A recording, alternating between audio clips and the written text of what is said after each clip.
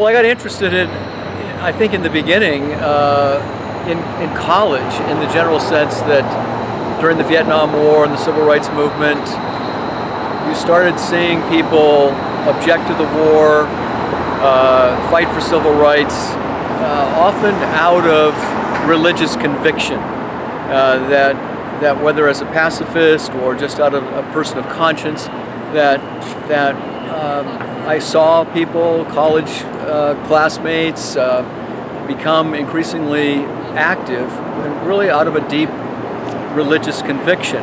And I wouldn't consider myself a great activist by any means, but I think it began to seep in that as I explored my own religious values, what impact might they have on my politics or, again, issues of social justice. So next step was doing a doctoral dissertation, a biography on this Seattle Presbyterian pastor, Mark Matthews, who I didn't really know much about before I studied, but he was very active in Seattle city politics, very much, again, a person who brought his religious values into the public square. And so his life, at some level, the biography that I wrote on him just continued to increase my level of interest in other people in the Northwest, because once you get past the missionary period, not much is said about people with religious convictions. And so it didn't take that much, although there's some hunting that goes on, and you're digging into archives and newspapers and whatnot, but I found more and more people who were really acting out of religious conviction. So I wanted to tell this story of not just Seattle or one person, but the Pacific Northwest, and so primarily focusing on Washington and Oregon. Tried to, again, give a larger context for this.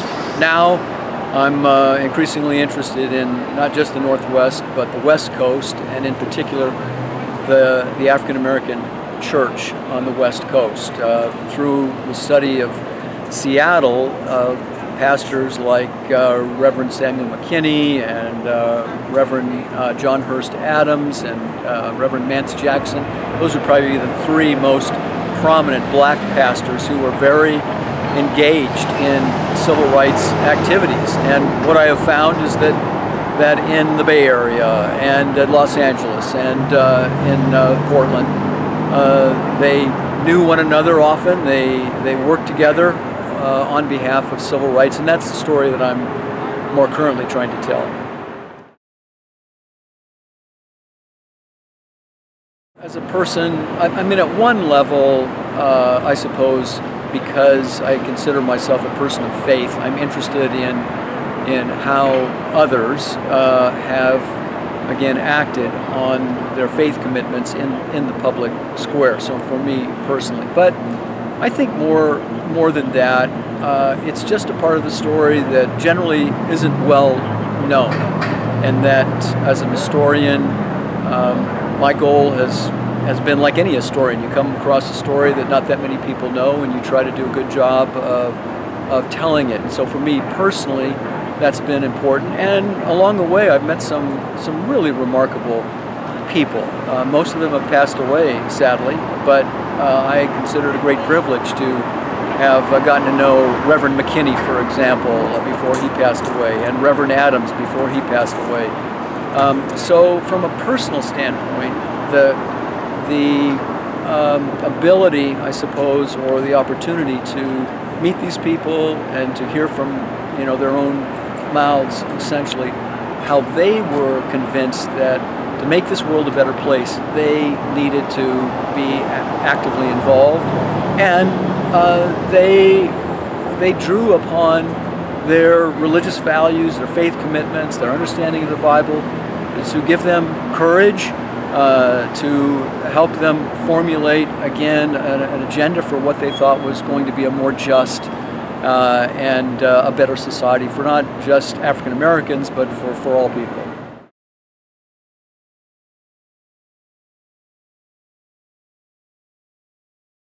Most people, I think, are generally aware that Pacific Northwest is the least churched region of the country, and has been historically. And there are lots of reasons for that: geography, even the chronology of settlement in the Northwest, and so on and so forth. But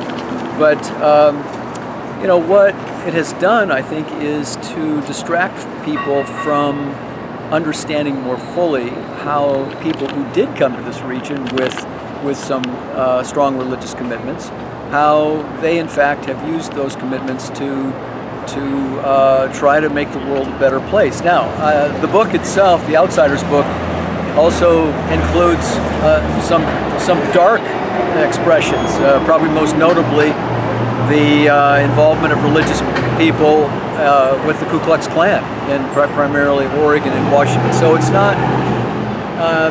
not simply, a matter of trying to say, oh, all religious activity is good, depending on obviously your point of view and your values. But again, what I've tried to say that religious convictions have often been used to promote tolerance, and they have sometimes, in my opinion, sadly, been used to promote intolerance.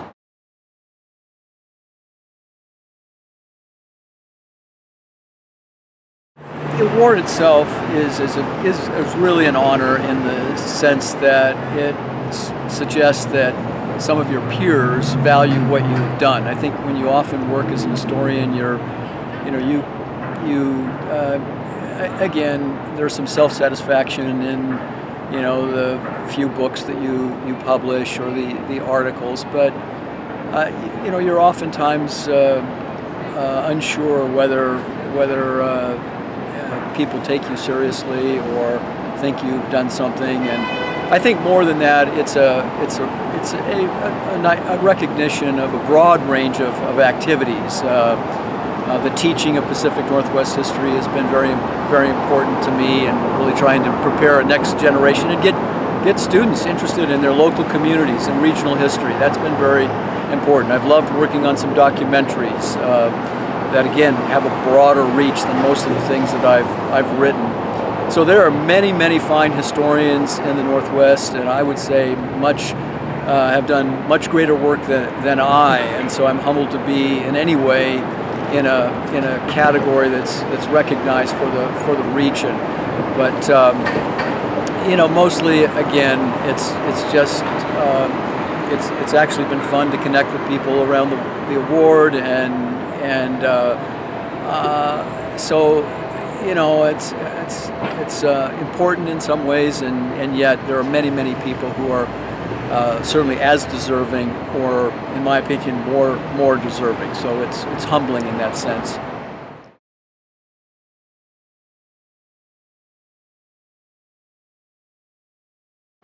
Well, number one, why I did it essentially is, I think, largely related to my own life experience and seeing people who I admire really make a difference in the world, in my opinion, out of their religious convictions. I think in the broader sense, until really the last, and this has changed a little bit, the last 10 to 15 years, there's been more attention paid to the role of religious convictions, both positively and negatively. But when I started this, certainly in Northwest history, and in large part, it wasn't a cool thing to write about, so to speak. Labor history, was much more interesting to most historians of the Northwest, and I think it is very interesting. But in part, it meant that the generation that I was raised with was sort of interested in or focused on different questions, and I think that I've been a small part of broadening the understanding of how social history has functioned in the Northwest. And again, I emphasize the word small. There are a lot of other people that are doing great work out there. But again, when I sound like an old person now, and probably am, but when I started, very few people were working in this area. So I've just stayed with it. It's been a labor of love, and I think for me in particular, if I'd really branched out, it would have been more difficult, because when you're teaching full-time, particularly at a small university, you just really don't have a lot of time to, simply do research. And I think it was a good decision on my part to stay relatively focused and keep building, rather than starting over with a whole different subject matter.